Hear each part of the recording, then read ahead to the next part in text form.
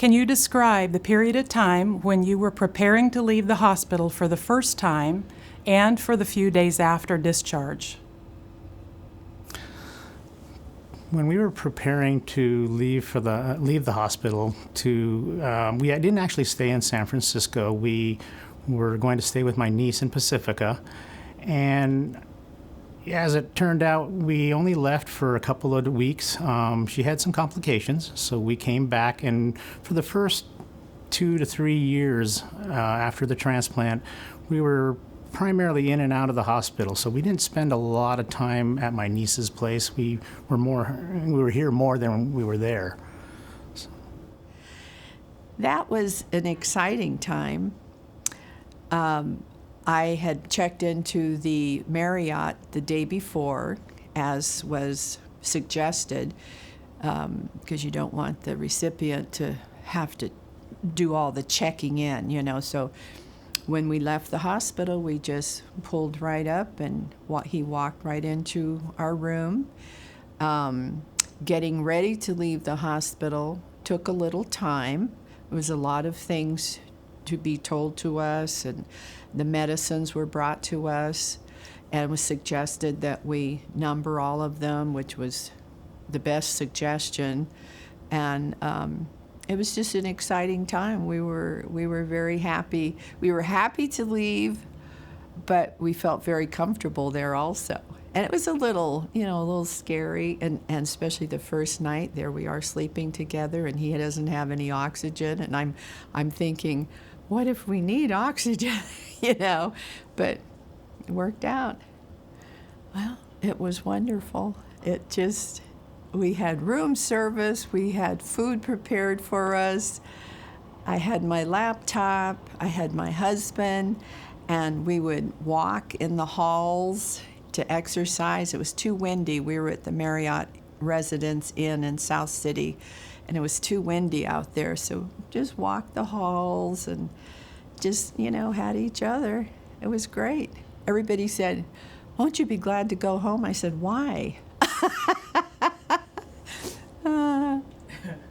When we came to the end of our 7 weeks of hospitalization and we were preparing to leave the hospital, and I was preparing to take Greg back to the hotel room for that 6-week recovery period, the best way, if I don't want to give people the whole story, I tell them I felt like a 58-year-old woman bringing home newborn twins.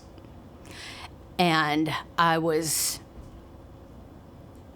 completely stressed out because the pharmacy had wheeled in on a hand truck 2 boxes of meds that stood probably about 3 feet high. And so that was just very overwhelming that after him being sick for so long, now I was going to take him and I was going to have to take care of him and deal with 2 boxfuls of medicines. So yeah, I remember getting him back to the hotel room and just fixing him up on the couch. And at that time, he was discharged with the same feeding tube, so he had to be fed through that.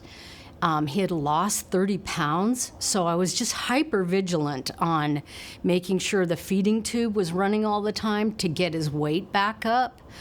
And I just kind of felt like those, for that period of time, I was really in a kind of hyper crisis mode. We weren't in a crisis, but we had been in one, and now just making sure everything that needed to happen happened, or that needed to happen happened, it rested on my shoulders. So it was super, super stressful. I actually lost weight myself during that time, dealing with that stress. Again, thank you. If it hadn't been for my friend being there in between me crushing meds and her saying, "Here, eat this half sandwich. No, eat this half sandwich." It was just probably the most stressful time in my life. Yeah. The first time we were getting ready to leave the hospital he'd been in 10 days, and we were going to Belmont to stay. The nurses went over how to do his medications, how to give him shots. He was on Lovenox injections, his diet, and a few other things that were pertinent. And I was pretty overwhelmed. I had never given a shot in my life. And after we got home to where we were staying, 3 days in, Daryl had to go back in the hospital with complications of swelling and pleural sac water retention or fluid retention. So he was in the hospital, I believe, 9 days again, and that was a real bummer. It was rough on Daryl, rough on me, but we made it through. When Michelle was first discharged, I remembered I had tried to make the home completely as sterile as I possibly could, knowing that she was going to be definitely needing a cleanest environment possible. So I had gotten a good clean team in, and it was exciting to get her to come home, and she felt very well coming home from the hospital. So it was nothing but really good time. When we were preparing to leave the hospital, we had a lot of meetings. So the nutritionist came to speak with us about these are the things that you should try to be eating, and the pharmacy rep came and talked with us about, be sure that you're taking your medications and take them on time, and if you have questions, to let us know. So it was a lot of intake of information all at the same time, and we felt a little bit overwhelmed, but at the same time we were happy to leave the hospital. My mom was ready. Once we got to our apartment in San Francisco, the first few days were a little hectic. She didn't want to lay down flat, so she slept in a chair. We didn't struggle with eating, but there were things that she ate before transplant that she didn't want to eat after transplant. So we really had to try to stay within the guidelines to keep her blood sugar down, and also to get things that she might actually want to eat, because her taste buds or her whole demeanor about what she wanted to eat was completely different after transplant. We worked on medications together, and that was really probably the most stressful part, was remembering to take those medications and kind of setting the schedule at, morning, noon, dinner, and evening medication draws. And then the breathing treatments that she had to do, sometimes we had to be out of the room for those treatments. And once we got into the apartment, then we had a visit from the home health care person.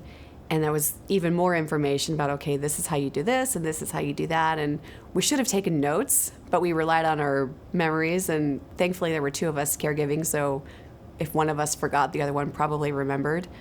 Because my mom wasn't remembering anything at that point. She was just focused on breathing again and breathing deep and taking all of her treatments and medications. So it was a little bit hairy, but it was manageable.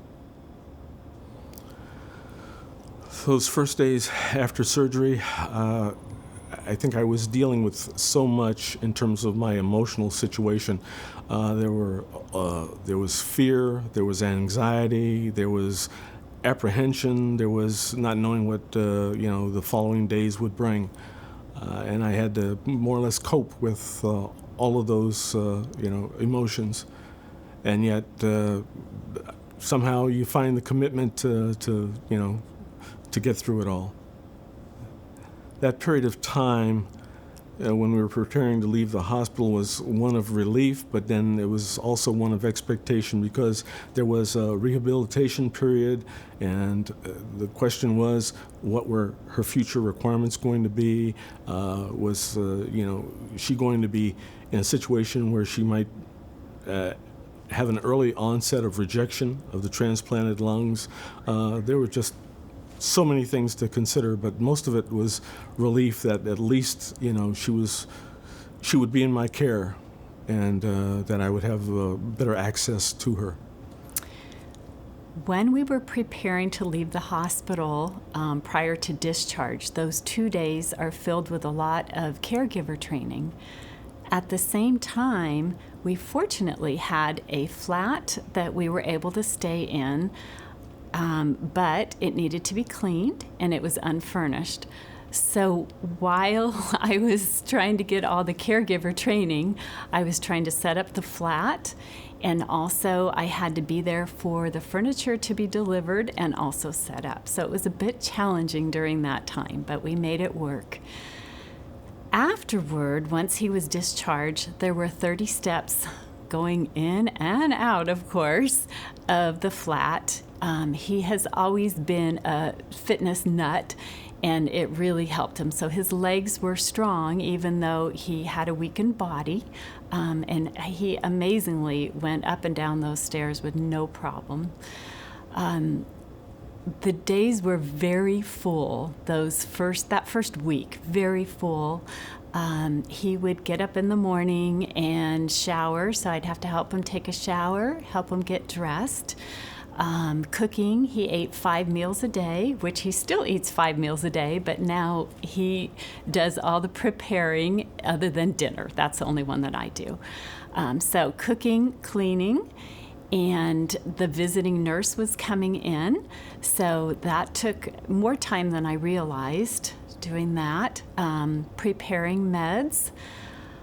There was a lot going on, so those days were very, very full. And this was an exciting period. Again, apprehensive. We didn't know what to expect. We read all the materials given to us as best as possible, and we were given discharge, education, information from the pharmacists, from the nurses. So this was exciting, but to be perfectly honest, we had a lot of anxiety. This was a huge undertaking, and it was not something that it's something that we needed to take very seriously. So it was stressful, but it was a good stress, knowing that, wow, we made it through. We're going home. Well, going to our home away from our home. So it was good. It was good. Preparing to leave the hospital for the first time was really scary and really overwhelming. I was told that at one afternoon that my husband would be released the following day, and I thought, wait, this can't happen. We're not ready yet. What do I have to do? And the social worker that we worked with thought it was also a little soon. He still had some drainage tubes, and so we put it off an extra day. And then all of a sudden there was a barrage of people coming in, the respiratory therapist giving instructions, the nurse giving instructions on the feeding tube that he had to have, and respiratory, physical therapists. It was pretty overwhelming.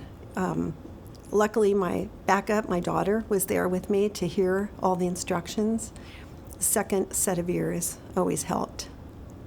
Looking for a place to stay because I was overwhelmed by the city. And so I took my time to find, because I knew that he was in the hospital, he was being taken care of. I took my time to find what I felt was the perfect place for us to stay. And once I found that, my whole thought process was to make it as comfortable as I could for Tom. So I worked real hard to just make it kind of feel homey and to get myself around the community so that I knew where to go to the grocery store, and I had a comfort zone so that when I brought him home, I would know where to go, and he would have a little bit of more comfort knowing that she knows where she's going. She's taking care of things, and he can just heal.